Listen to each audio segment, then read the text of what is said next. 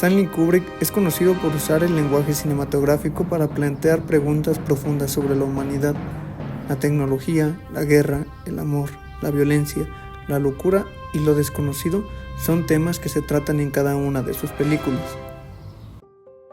2001 Odisea del espacio, más allá de que es una película de ciencia ficción, es la que catapulta a Kubrick a la fama mundial. Una historia en la que se habla sobre inteligencia, el origen de la conciencia y el misterio de la mente humana.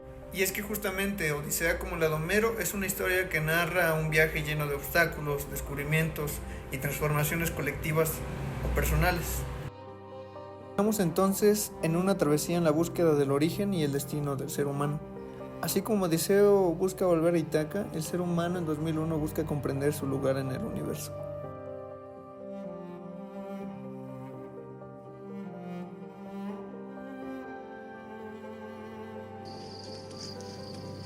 En medio de un mundo árido y salvaje, Kubrick nos lanza a una escena ancestral en la historia de nuestra especie.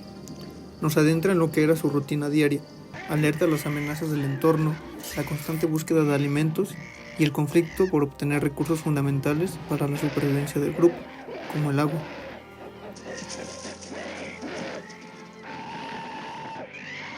Con unas pocas secuencias, Kubrick nos coloca en lo que fue el origen de las pequeñas sociedades humanas, las cuales tuvieron lugar en las sabanas de África. Si bien al principio de la película el ritmo es lento, este nos arroja muchísima información sobre los cambios de conducta que están por venir.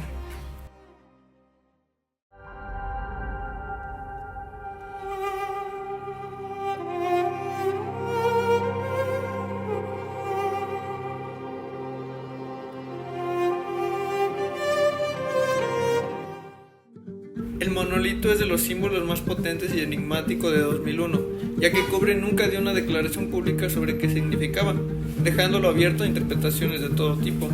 ¿Quién lo colocó ahí? ¿Y por qué parece ser que cataliza a la evolución humana cada que se tiene contacto con él?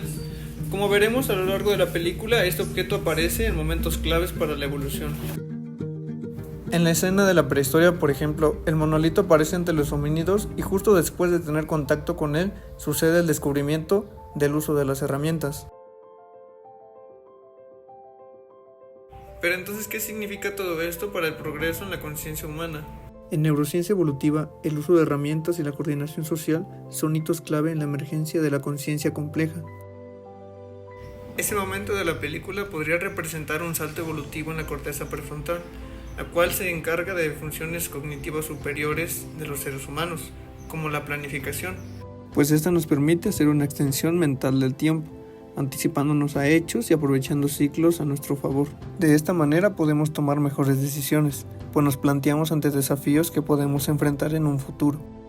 Otra de las funciones que se relaciona muchísimo con esta área del cerebro es la memoria del trabajo, un sistema cognitivo que nos permite mantener y manipular información de forma temporal, para realizar o resolver problemas. Un ejemplo puede ser cuando te estás aprendiendo un nuevo número telefónico o estás realizando una cuenta matemática rápida.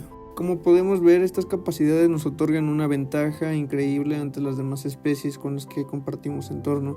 Y claro, estos cambios van a traer muchísimas consecuencias que también se representan. Una de las más notorias y enseguida es el cambio de la dieta. Este cambio también genera modificaciones en el entorno y sus relaciones. Por ejemplo, la convivencia con los puerquitos salvajes al principio de la película pues era comunitaria. Otra es el cambio de la percepción individual y colectiva. La inteligencia aplicada a la generación de herramientas, consecuentemente en armas, genera ventajas sobre los demás individuos con los que se comparten territorios y recursos. El conocimiento otorga poder, y este poder la capacidad de generar violencia para obtener lo requerido y asegurar la descendencia de tu grupo. El grupo ganador, al verse mejor posicionado, comienza a generar una coordinación social más complicada, asignando tareas, límites y nuevas pautas de comportamiento. Este primer capítulo de la película cierra con el homínido ganador lanzando el hueso al cielo, con una historia por delante y mucho que contar.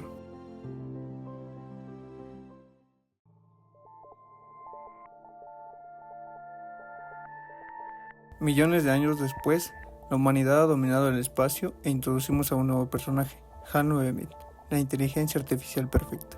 La tripulación de la nave la conforman 5 astronautas en total. 2 de ellos van conscientes, David Bowman y Frank Paul. Los otros 3 en hibernación. HAL no tiene cuerpo, pero tiene voz. Una voz suave, calmada, demasiado humano. Es un sistema que lo controla todo en la nave. Cause you any lack of confidence? Let me put it this way, Mr. Raymer. The 9000 series is the most reliable computer ever made. No se equivoca, no olvida, no siente, hasta que lo hace.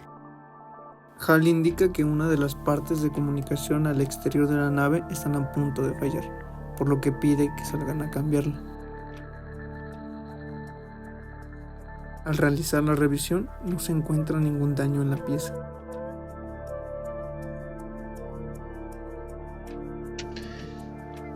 Well, what do you think?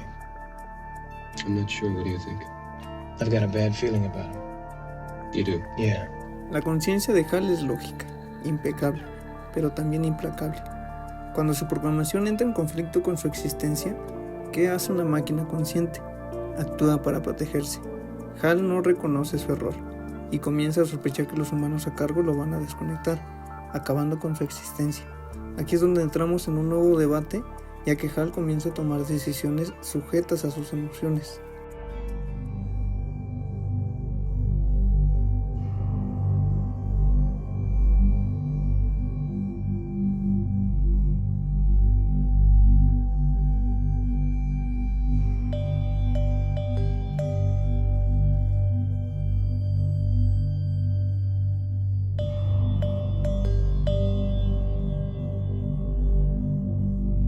Él hará todo lo posible para asegurar su supervivencia. ¿Les recuerda a alguien?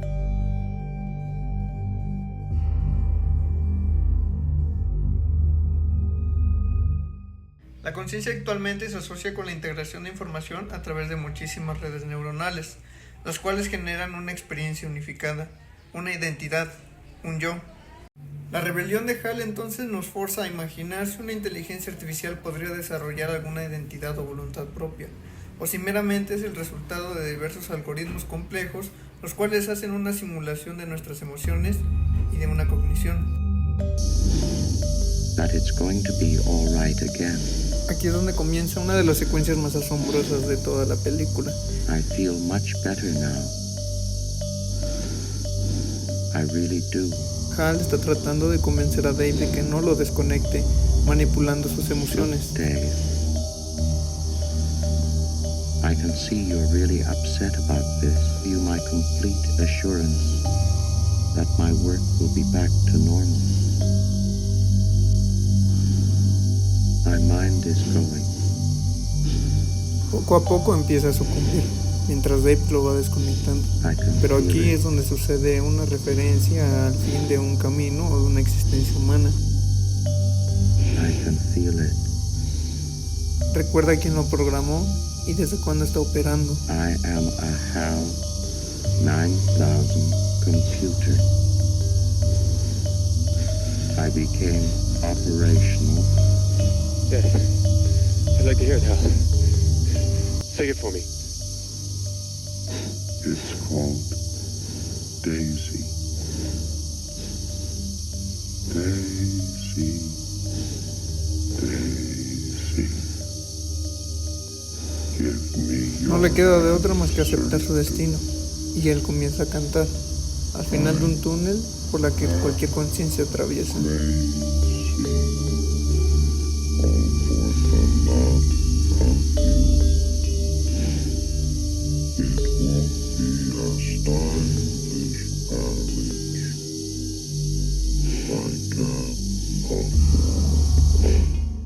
HAL está sintiendo miedo, y personalmente esta fue una de las escenas que más me impactó de la película, ya que se estrenó en 1968.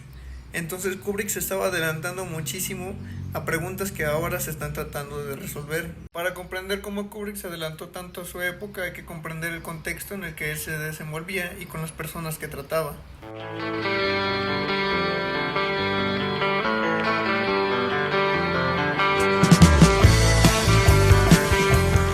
2001 se estrenó en 1968, en pleno auge del movimiento psicodélico en Estados Unidos.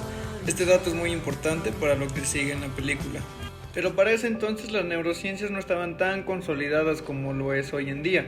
Estaba repartida en diferentes disciplinas, ¿no? Como neurofisiología, neuropsicología, y la ciencia no abordaba el tema de la conciencia porque pensaban que era un tema muy abstracto o que no se podía medir en ciencia dura. El término neurociencias estaba recién nacido, pero ya se estaban gestando varias ideas pionerias.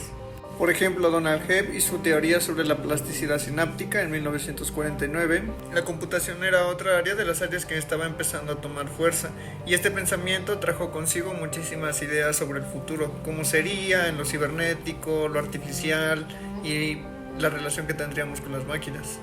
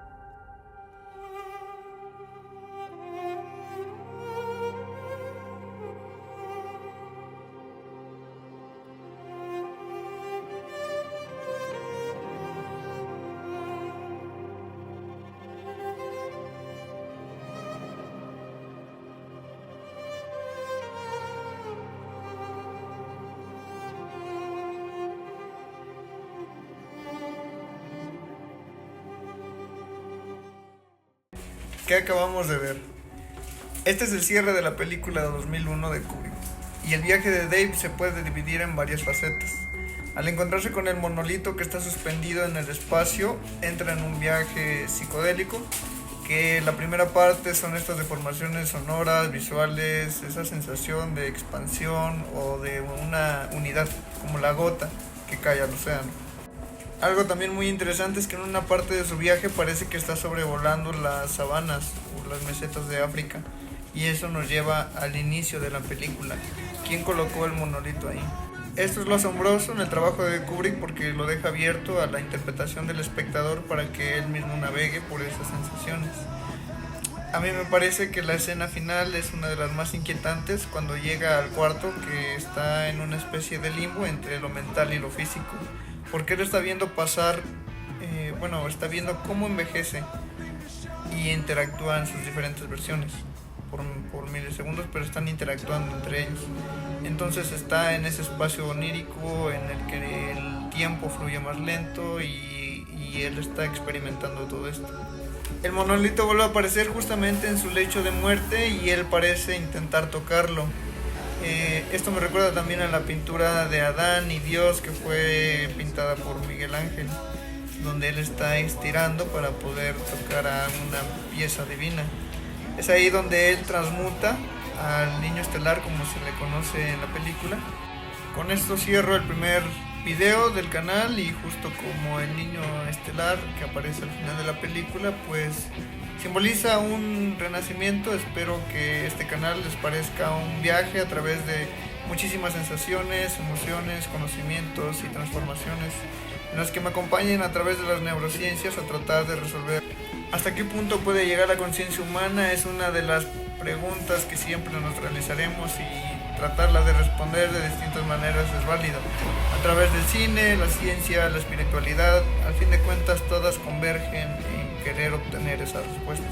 Gracias por mirarme y buen presente para todos.